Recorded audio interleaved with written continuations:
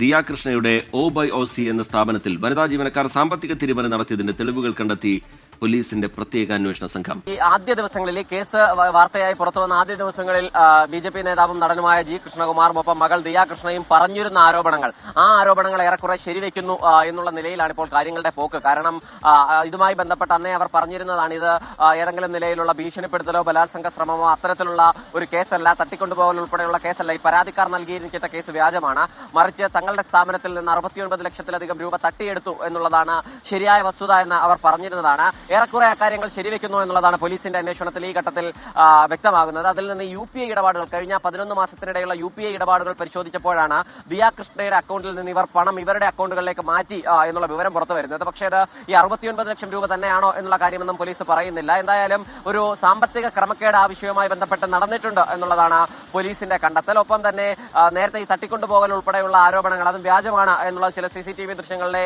അടിസ്ഥാനത്തിൽ പോലീസ് പറയുകയും ചെയ്യുന്നു. അതുകൊണ്ട് ഇതൊരു വ്യാജ പരാതി എന്ന നിലയിലാണ് ഇപ്പോൾ പോലീസ് കാണുന്നത്. പക്ഷെ ആദ്യം അവർ തന്നെ പരാതി നൽകിയതുകൊണ്ട് ആ കേസ് വിശദമായി തന്നെ അന്വേഷിക്കുന്നുണ്ട്.